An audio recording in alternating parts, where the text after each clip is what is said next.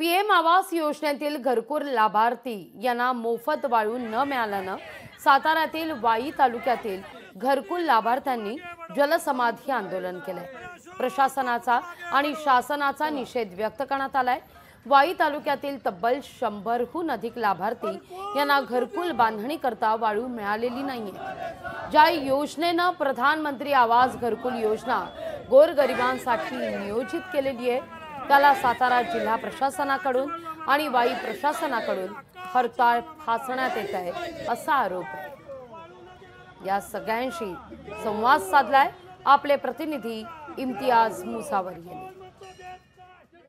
बेघरांना घरं मिळाली पाहिजेत हा उद्देश डोळ्यापुढेतून प्रधानमंत्री घरकुल योजना महाराष्ट्रभर पूर्णतः राबवण्यात आलेली आहे। 45,000 पेक्षा जास्त घरकुल योजना महाराष्ट्रात देण्यात आलेल्या आहे। मात्र प्रत्यक्षात ज्या घरकुल योजनेतल्या लाभार्थ्यांना गोरगरिबांना घरं मिळालेली आहेत ती अद्यापही घरं त्या ठिकाणी पूर्ण झालेली आहेत। मी आता आहे दक्षिण काशी वाई येथील प्रसिद्ध असणाऱ्या गणपती घाटावर आणि याच गणपती घाटातील कृष्णा नदीमध्ये आज या ठिकाणी हे घरकुल लाभार्थी गोरगरीब जलसमाधी घेण्याच्या पवित्र्यामध्ये आहेत आणि थेट आपण त्यांच्याशी जाणून घेणार आहोत नेमकी समस्या काय आहे।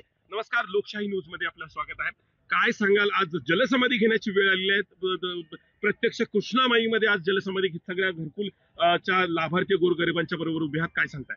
5 ब्रास वाळू फक्त कागदावरच, वास्तविक परिस्थितीमध्ये ती वाळू लोकांना मिळताना दिसत नाहीये। एकट्या वाई तालुक्यामध्ये आज या गणपती घाटावर आम्ही मंडळी आंदोलन करतोय। या तालुक्यामध्ये 1800 लाभार्थ्यांना घरकुल मंजूर झालेले आहेत।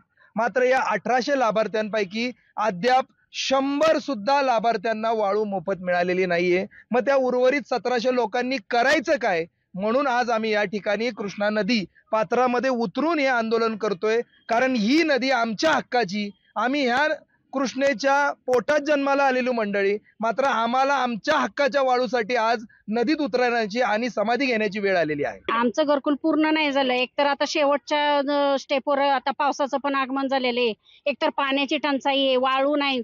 मग लोक काय करणार? घर आमचं अधुरं राहिलं तर आम्ही कुठं राहणार आहे? आता पावसाचं पण दिवस आलं तर मग आम्हाला वेळेत तर वाळू देणार आहे सांगितलं, मग अजून दिलेलीच नाहीये। वाळूच नाहीये। वाळू सरकार बोललं, शासन बोललं देतो, अजून वाळूच दिली नाहीये आम्हाला। कॅमेरामन वसीम सह इम्तियाज मुजावर, लोकशाही मराठी, सातारा। लोकशाही मराठी ऐका, पहा, जागरूक रहा।